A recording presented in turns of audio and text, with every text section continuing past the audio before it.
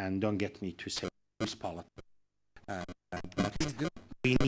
We need that pipeline. We need to diversify. We need to diversify the avenues through which we sell our oil.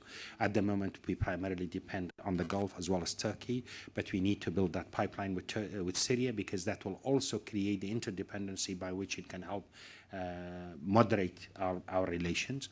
We also, by the way, have had plans and agreed it in cabinet, but unfortunately was not pursued in a meaningful way, to build a pipeline to Jordan, to Zarqa for the refinery there. Iraq, as it contemplates expanding its oil production and exports, needs to think very seriously about diversifying its avenues of export. So, Ali Karagulli from Iraq. Definitely, KRG did a great job in the public sector and private sector, and this is really what Iraq needs.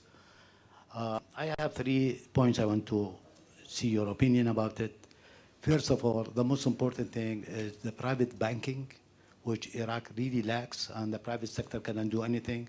So I hope you set example in Iraq for cooperation between the private sector and the public sector. I hope you start the initiative to create a major private bank, or is that a possibility?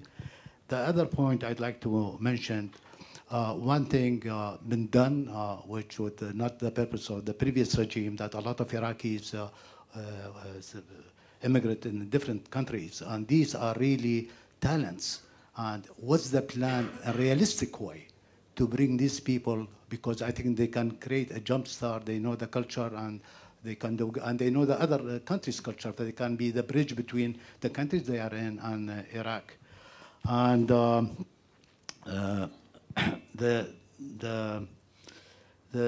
really the last thing, do you, between KRG, is there a real influence to influence the mentality in the other part of Iraq governments and the provinces to change that the public sector is the only way to do things, and frankly they say we are supporting private sector, but you know, realistically the regulation and the attitude is anti-private sector? Thank you. Very good questions. I'll start with the last one.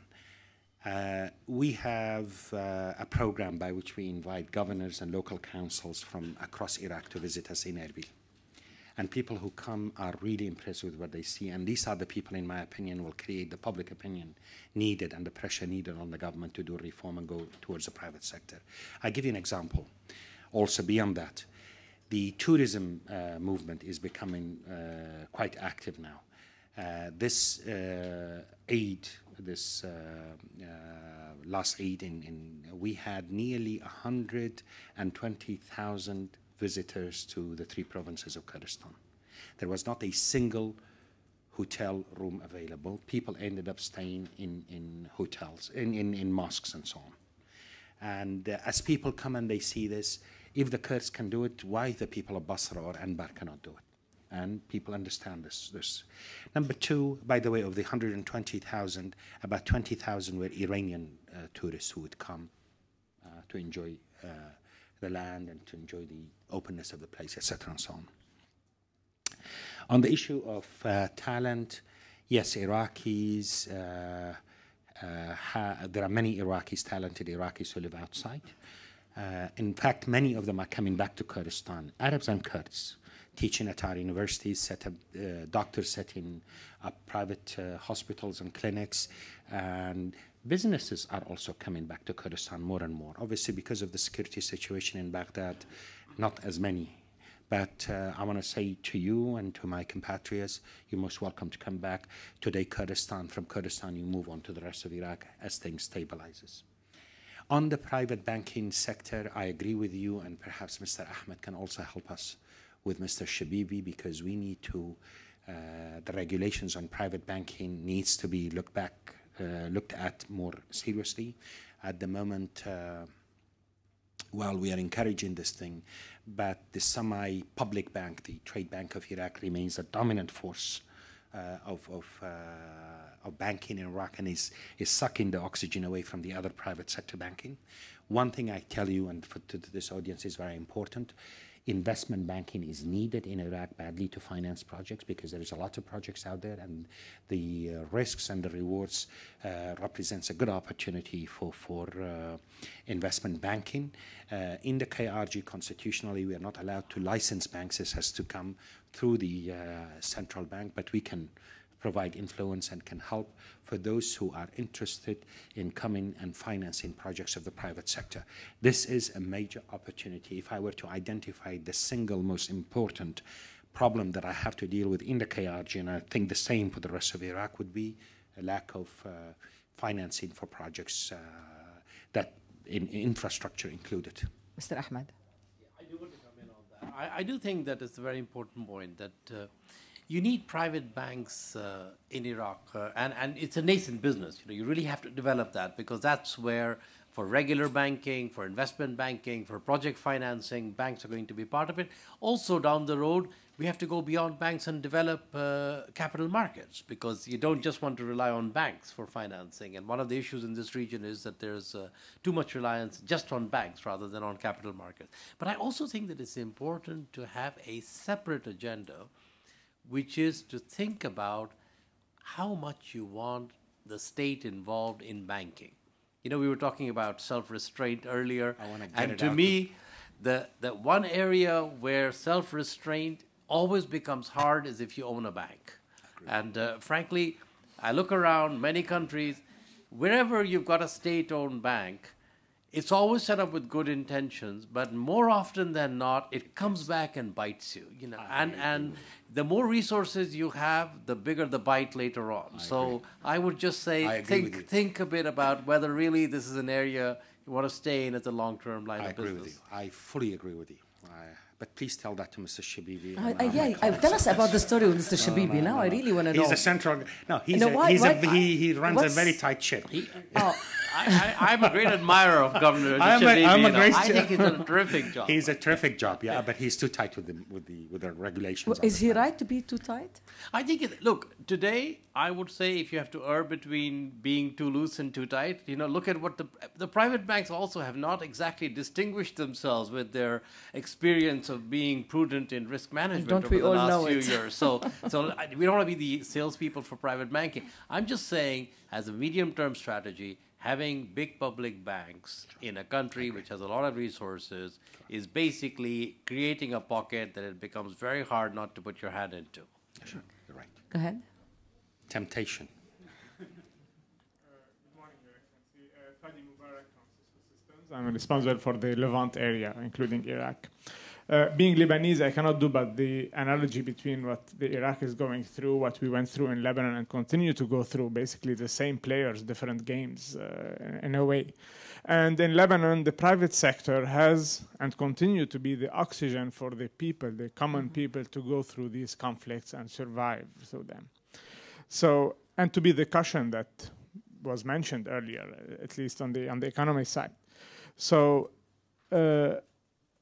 what are the chances today, despite everything that's going on, to decouple a little bit of the strategic infrastructure projects that are badly needed to kickstart the private sector economic cycle in Iraq from any internal conflicts or the regional conflicts, to get really, because the private sector has certain basic requirements, if present, will find his ways and move on. Lebanon and many other countries are a live example of that. So when we talk electricity, when we talk telecom infrastructure, when we talk basic water and collaborative or communication infrastructure that allows people to deal with each other.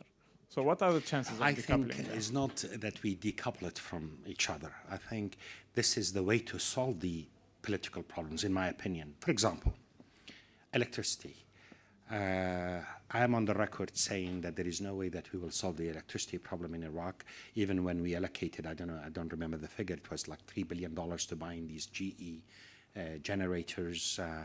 Government cannot do it. Let's give it to the private sector. And I think 2 years from now, 4 years from now, we'll continue to have this problem of electricity in Iraq. I'm hoping with my colleagues in the KRG and with some Iraqi private sector to really invite them to do electricity projects in Kurdistan. At the moment, we're buying from Iran, we're buying from Turkey. Instead of from buying from outside, buy it from within the country, from your own private sector. And so I believe this will help create the economic interdependence. Another major infrastructure work that Iraq needs badly, and that is the issue of its railway system. The government wants to spend money on this matter. I personally think it's a bad idea, bad use of public funds. Private sector is willing to come in and do a BOT 10 years, 15 years, together with major international companies that want to do this thing. This way you get the government out of the way, use the money, the precious money that we have on other important priorities that the country needs, but at the same time, you're developing the infrastructure that will connect Iraqi communities together. It will create the economic interdependence. I'll give you an example. In Kurdistan, whenever we have tension with Baghdad, the markets in Erbil and in Suleimania get very irritated. They want to do the trade. They want to do the,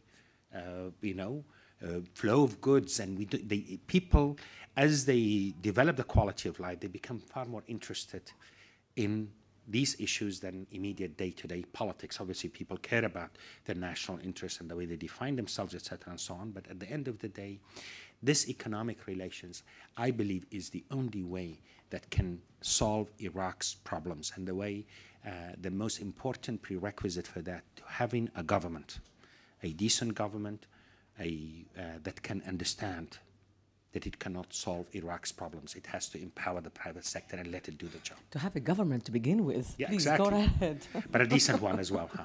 We cannot afford to have a bad government in Iraq. Yeah, exactly. Please. Can I ask a question, please? Yes, I'm giving you the floor.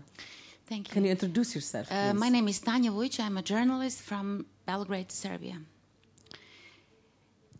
In shaping the future of Iraq, there are two things which I would like if you could shed a light, as they say here. One is, you mentioned at the beginning that ordinary Iraqis are fed up with the current situation where for months there is no prospect of a stable government. Later on, you mentioned that on the eve of the Iraqi war in 2003, Kurdish people made a strategic decision and to confirm their attitude towards Iraq, the rest of the country. Mm-hmm. Now, is there any timeline what the Kurdistan or the Kurds could decide to give up that alliance with Baghdad in case that the things don't go well?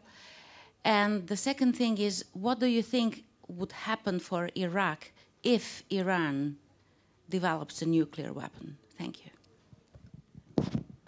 Go ahead. In terms of timelines, I think it's a bad idea to give timelines. I can say that we are committed to working for a federal democratic Iraq. We believe that this is in the interest of Kurdistan, in the interest of Iraq, in the interest of the region.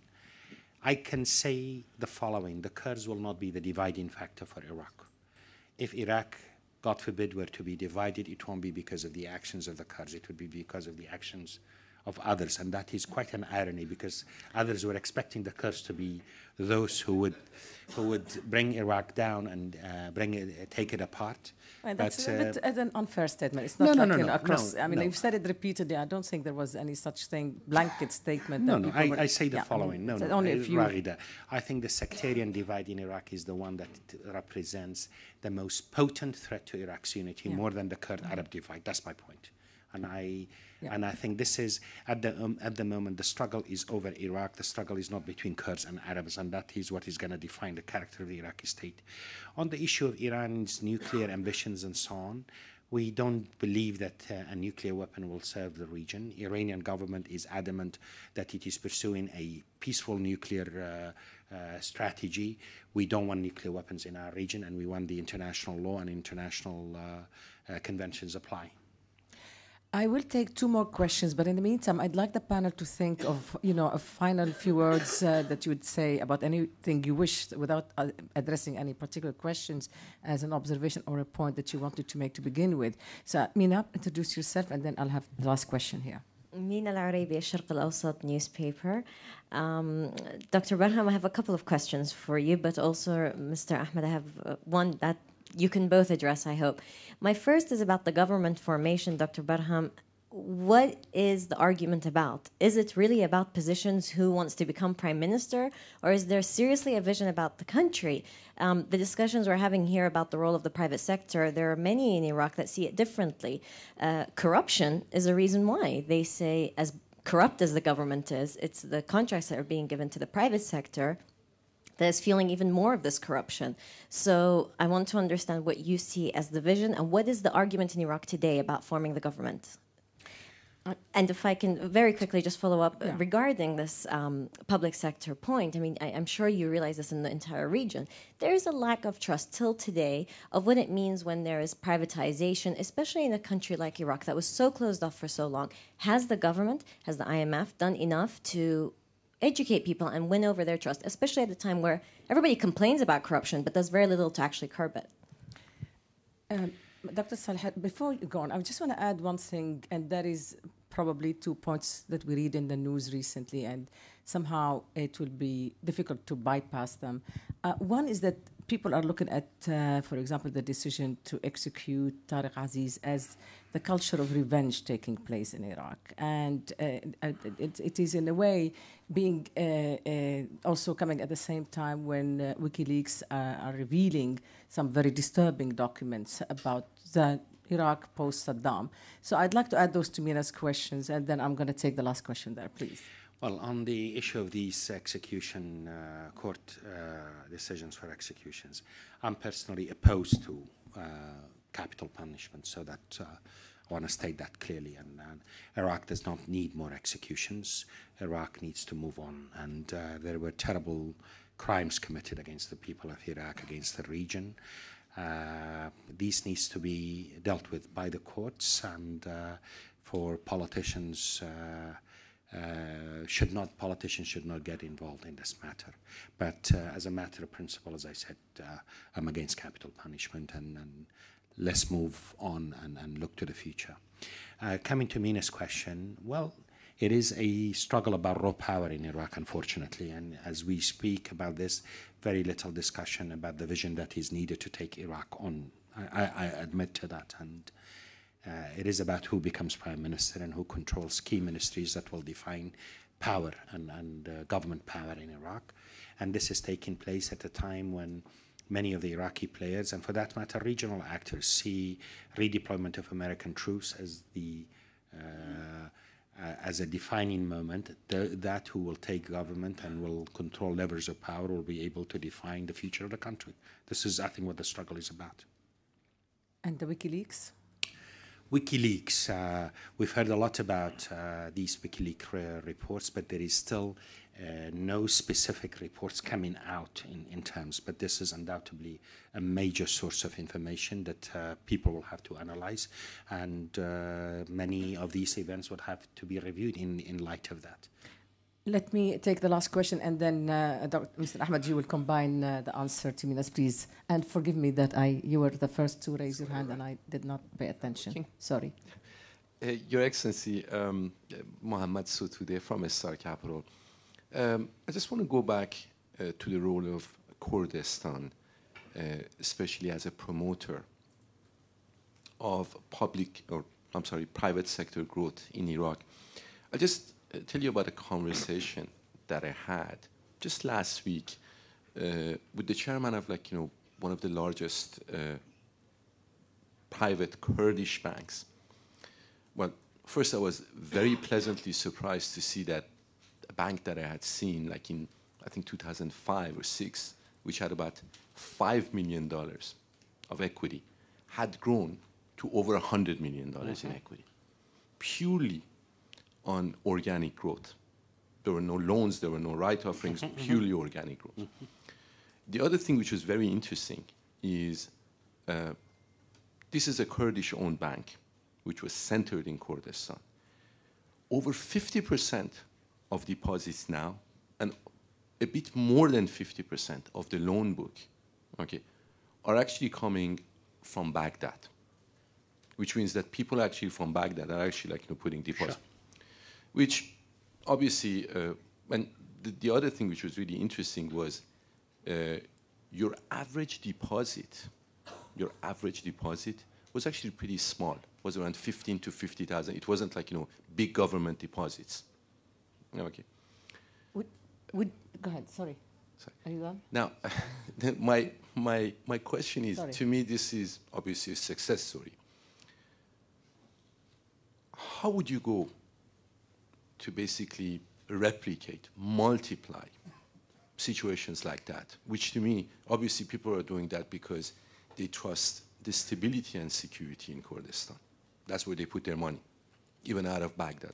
How would you go about, just... Do you mind saving this question to answer it at the very end? Let me take the panel's intervention here, and then you will have the last word if you don't mind answering this. But keep the question in mind, please. Mr. Yang, concluding remarks, and then I'm going to go to Mr. Ahmed, and I'm going to go to Mr. Sadjadpour, and then to you. And because we have 5 minutes to do all of that, I'm being told, so I'm sorry to hurry up. Please. Yes, when talking about the future of Iraqi economics, I think we also have to take into account of some very, very potential, areas that we didn't discuss today. For example, I think one of the key opportunity for Iraq, we talk about oil, but we talk basically about crude oil. So, but in the future, I think the industrialization of Iraq will be based on the expanded value chain of oil resources. In other words, by developing the downstream sectors of oil industries, such as refineries, petrochemicals, and the industries using the products of refineries and petrochemical industries as the input. And on the other hand, I would like also to stress that Iraq has not only oil, but also potentials in other areas, such as agriculture, for example. Iraq used to be self-sufficient for food supply, and there is also a great future. And tourism, we have mentioned it, is also a very, very promising sector for future development. So having said this, let me just wish happiness and prosperity for Iraqi people. Thank you very much. It's a pleasure to have you in this panel. Thank you. Mr. Ahmed? I think Mina hit it the nail right on the head, which is that in not just Iraq, but I think in the region as a whole, there really isn't enough understanding and trust in some of the big economic choices that people make. In part, sometimes it's because maybe the way these decisions are made are not transparent, so there's that substance to it. But I think there's also an issue of just not enough discussion and understanding of economics amongst the media, amongst the young people. So I would kind of throw the challenge back a little bit at the media, at Ragda, you and at Mina and others, saying we need to have in this region a more discussion of the objective trade-offs of how you make choices within constraints and economic matters at the company level, at the country level, at the regional level. And I think that will help to build that understanding and consensus so that when politicians make decisions, they are held accountable on the substance, but they're not always also fighting an avalanche of ignorance. Do tell Mr. Shabibi that he was with us today. And thank you very much for your contribution. And Karim, it's, the economic issue is not sexy enough for the media. Yeah. So, sex it up for us. I'm not sure if I will sex it up, but for me there was two broad takeaways from our conversation, two kind of overarching themes. One is that whether we're talking about Iraq domestically or the region as a whole, we oftentimes talk about the fact that it's a zero-sum game constantly among various Iraqi sects or within the region, that Iraq's gain is somehow to the demise of Iran or Saudi Arabia. And I think that one thing that's wonderful about these WEF meetings is we always talk about how to try to move from a zero-sum game to a positive-sum game. I hope, in the next 10, 20 years we can begin to see some successes there.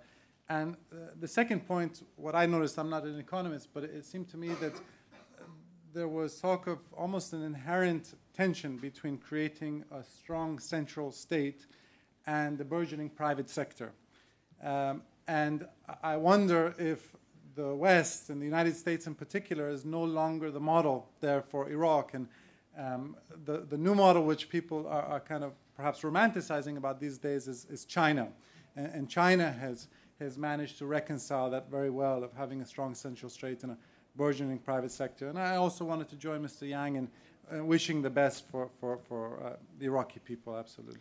1 minute to you, and last word as well. Banking, I refer to the fact that we do need to encourage private sector banking. We are, as much as is to do with us in the KRG, we are trying to empower it within our constitutional rights. And I'm working very closely with Mr. Shabibi, my good friend, in order to making sure that these banks are able to operate in Kurdistan.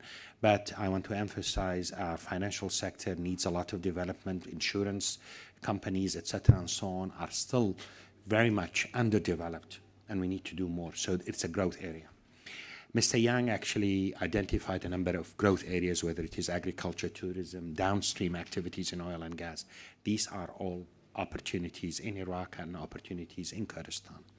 I think when we talk about the next Iraq, one thing is definite, that Iraq will be of importance to the region, of importance to the world as a whole, and the outcome of the struggle in Iraq and over Iraq will matter to the rest of the world. This struggle, I predict it will go on for some time to come, but I hope that we will prevail in making sure that Iraq will have a decent government, and that will also know that it will not be able to do or solve all the problems of the country. It needs to empower the private sector. And I agree with Mr. Sadjadpour that this is not a zero-sum game. Iraq's gain is not Iran's loss or Saudi Arabia's loss or Turkey's loss. If we think in terms of the larger region and that Iraq is an indispensable link for growth and for opportunity for that region, we can change the course of history. I think we don't need to be stuck in the ways of the past. We've had too much conflict and we've had too many missed opportunities. On this wonderful note, I also join in wishing the Iraqi people the best, and I thank everybody here in the audience for participating and for being attentive. I thank the panel. Thank you.